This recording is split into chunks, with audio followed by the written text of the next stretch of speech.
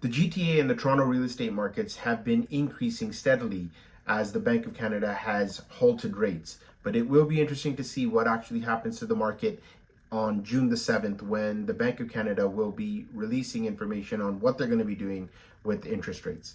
But for now, let's take a look at some of the statistics and see exactly what is actually happening within the GTA as a whole and then the Toronto market separately. 1, 2, 3, 4.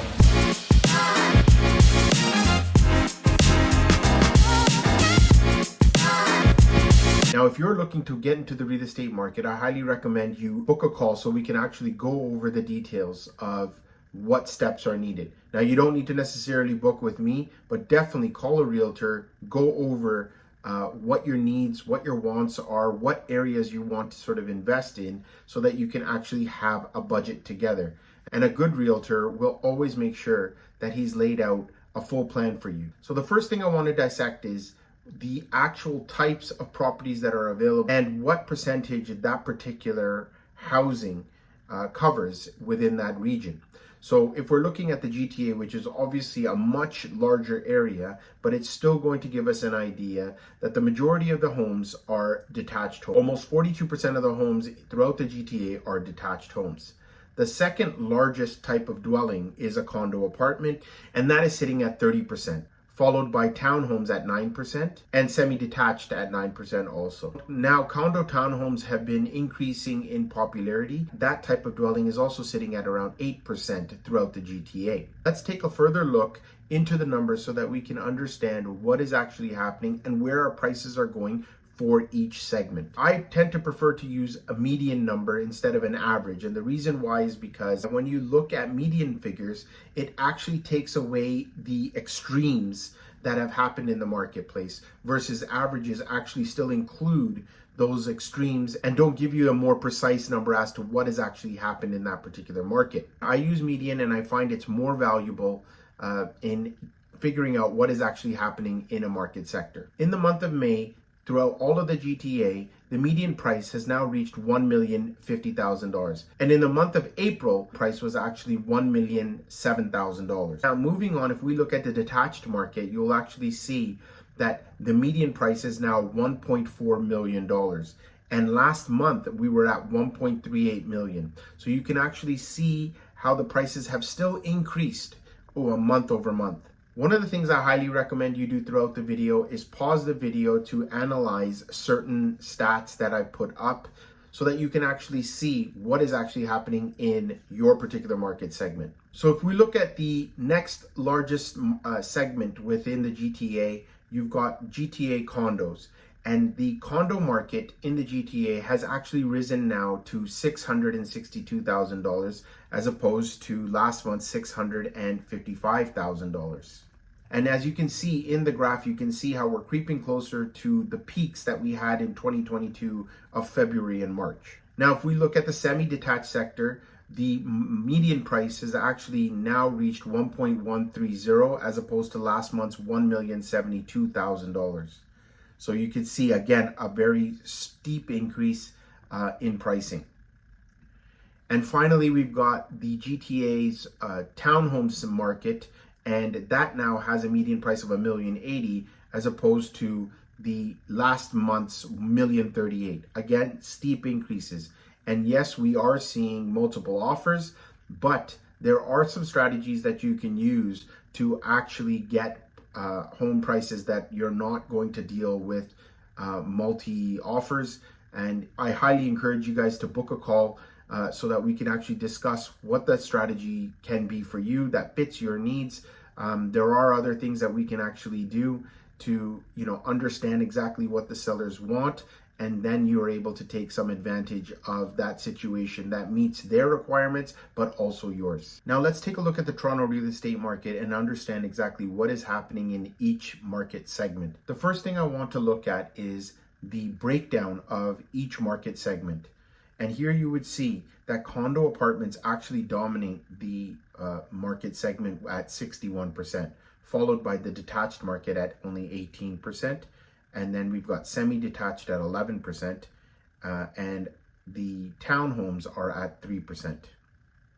So in Toronto, we actually have a number of days on market at 16 days as opposed to last month's 18 days. So again, in the chart, you can actually see how or what direction this market is headed into. So some pretty interesting numbers out of just Toronto, the 416 area code. And this is for the first graph that I've got here is for all dwellings in the 416. And you can see here that the median price is actually $987,000 as opposed to last month's $890,000.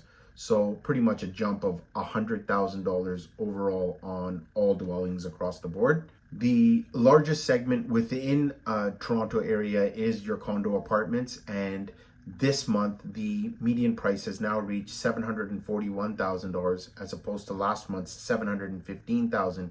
So again, sharp increase in price. Days on market also down. So, and price points have not actually changed much year over year.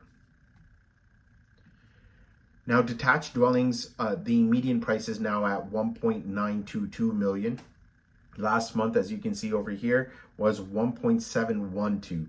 So again, prices have increased quite a bit, and you can see from the chart the direction in which everything has moved in. And finally, we've got townhomes in the Toronto area in the 416 area code has now reached 1.38 million as opposed to last month's 1.425. So actually a little bit of a decline there. And finally, what I like to always look at is the amount of inventory that's left and giving us an idea whether or not we're in a buyer's, seller's, or balanced market. And in Toronto 416 area code, we're actually sitting at the cusp of that top end of the balanced market and reaching a seller's market at 56%.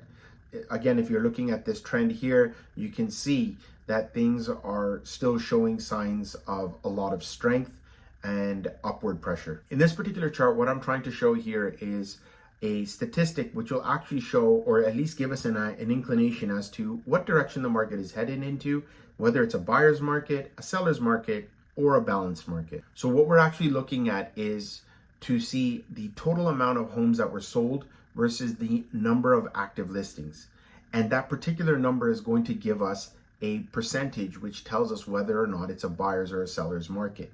And as you can see in this chart, you can see that the actual number of homes that were sold in the GTA was 74%. And this, I feel, is going to continue to push housing prices up, hopefully not so high, but this is what the supply and the demand issues are going to be causing pressures on the real estate market.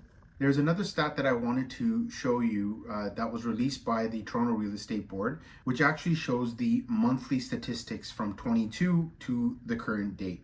And what is interesting to see here is if you can take a look, when you look at where the prices are for the month of May at 1.196, and you look back to what May was of last year at 1.210, you can see that we're pretty close to meeting that same target of last year. So there were declines obviously from March onward. You can actually see that there is room to go from the current 1.196 to the peaks of February of 1.334, but there is some significant movement that has taken place. So what will be interesting to see is what happens on June the 7th and what actually happens in the market thereafter. Will there be some tightening of the market? Because they're factoring in about a 0.25% increase by the Bank of Canada, that may not necessarily scare everyone off. Again, if you're looking to invest in the Toronto area or the GTA overall, and you want to sort of get an idea or a plan as to how you're going to be able to invest in this market, be sure to book a call. It's totally free. My link is in the bio. You can actually book a Calendly call, and let's book a Zoom call, and we can discuss all your options and where we can actually make an investment. Now, be sure to subscribe and follow for more videos like this.